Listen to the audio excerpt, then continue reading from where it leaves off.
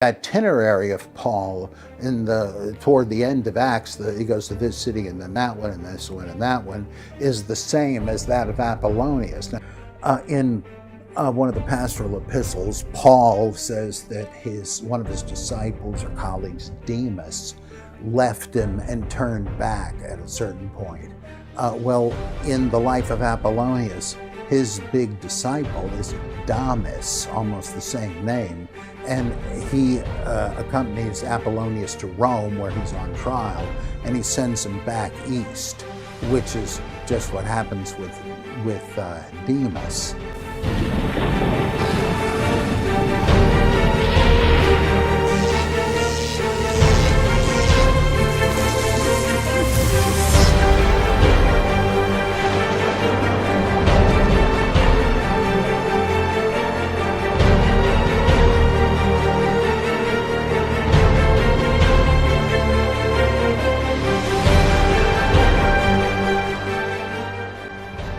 Crossover Maniac. Have you heard the theory that Paul was actually Apollonius of Tyana, and the parallels between them like both encountering an altar to an unknown god? Yeah, also, though this is easy to miss, the itinerary of Paul toward the end of Acts, he goes to this city and then that one and this one and that one, is the same as that of Apollonius. Now that could be a coincidence, but Paul is associated with an Apollonius in the Western texts of Acts. The other traditions have Apollos, but that's just short for Apollonius. And let's see, and both go to Corinth.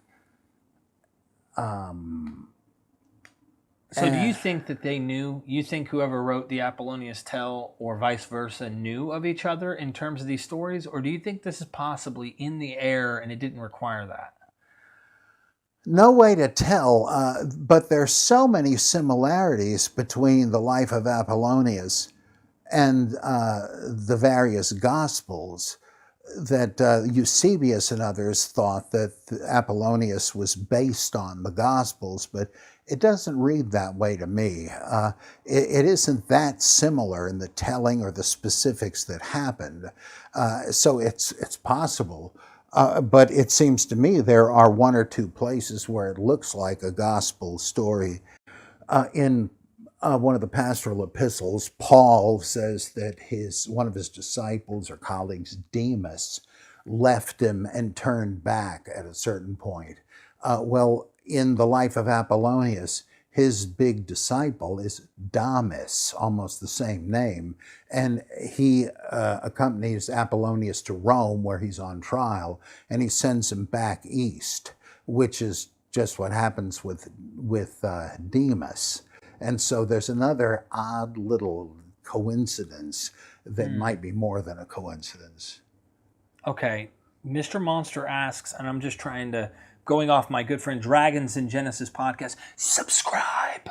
Seriously, awesome friend of mine and ours. He's brought us the pear pie. I swear I haven't eaten since then. It's like giving me eternal non-starvation. I don't know if you can call it that. I'm filled to the brim and I don't need anything. Mr. Monster asked about reasons the Gospel of Thomas wasn't canonical. Not sure about the other question. Well, partly it was guilt by association. It did claim to be the work of Thomas, and various books like epistles of Peter and James and so forth made it in under an apostolic name, even though there's no reason to think that it's authentic. They could have just taken the writer's word for it with Thomas. But the reason they didn't was that while there was nothing particularly embarrassing and unorthodox in James or 1st and 2nd Peter and so forth, you had weird things that, like references to the pre-existence of souls, to secret knowledge, to Encretite celibacy, and some stuff that just sounded weird because they no longer understood certain liturgical language about baptism, for instance. It sounds very weird and spooky until you realize what the references were. They weren't uncommon in Christian lingo. And there's also Sabbatarianism in it. You got to keep the Sabbath, depending on how you interpret it. And so and guilt by association, I say, because there were groups that liked it. The Naascenes liked it. I think the Valentinians and the Manichaeans liked it. And that was enough for some folks to say, well, I don't want anything to do with that. But I just find it endlessly fascinating. I've preached from it many times. You heretic, you. Justin Nobody was talking to Truth, says, I hope Dr. Robert Price comes to be saved. No joke. Look, he's been saved from being saved. And I don't know if he can be saved any more than that. But thanks for worrying about him. Thank you. Let's see. I'm just making sure I caught. Did we get all your questions that I missed there, Mr. Monster? Oh, let's see. I understand the process you got going right now all on your phone. You miss a lot of chats, I'm sure. I try not to, of course. And I used StreamYard, which is something different I do. I don't usually do that on my phone, but it's working out somewhat to let you guys see your own stuff on the screen. I hope I didn't miss too much, guys. My pear pie is made from manna from heaven, dragons in Genesis. You're not lying. We saw it glowing. In fact, eyewitness testimony here, ladies and gentlemen. We know that this is the true food of the gods. Yeah, mouth witness testimony. Yeah, this taste bud witness. I think this came from paradise, somewhere in the garden. Paradise. Great point, Dr. Bob. And we are fairly certain this was from the tree of life. Yeah. You know, so there's no doubt. There's no doubt. Like, absolute, like, I've not seen you eat since I've been here. And wish that were true.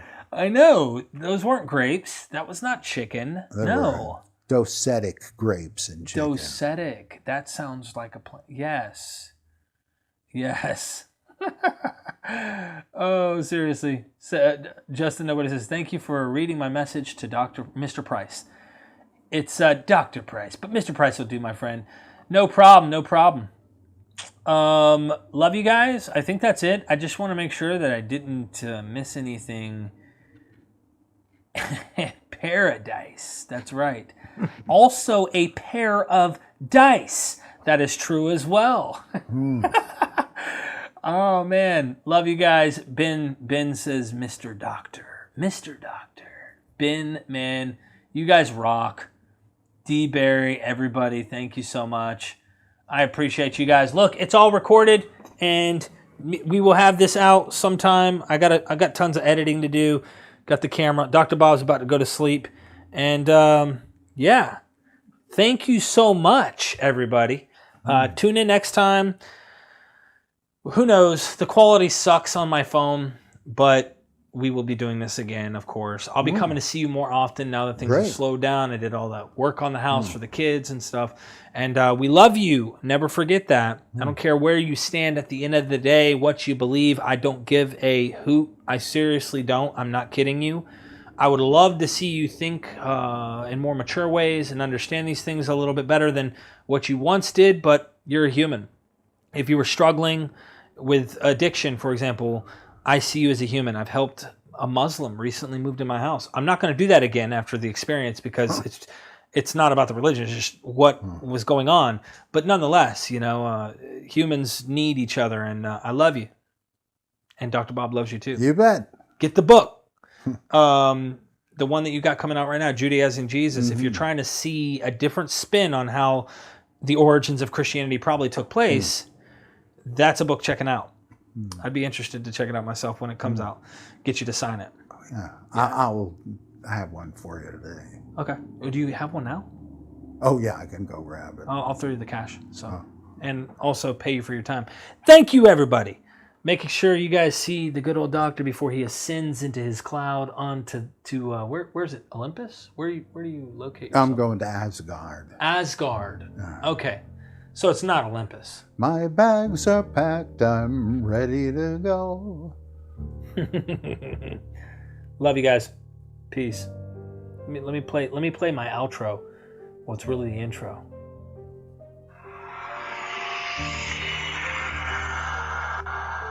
Ladies and gentlemen, join MythVision's Patreon not only to support us, but there are 72 videos that I did with Dr. Dennis R. McDonald and Richard Carrier, all on the Patreon, early access. You guys can ask personal questions when I go to interview these scholars, and you're helping MythVision grow.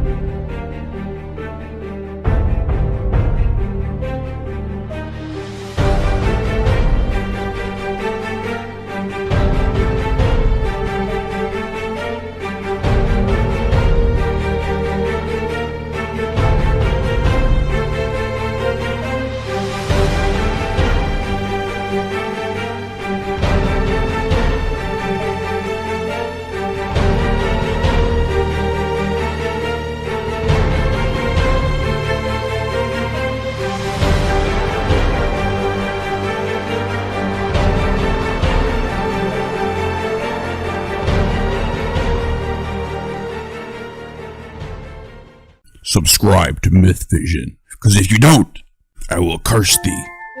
But if you do subscribe to MythVision, you will obtain true gnosis and salvation for eternity.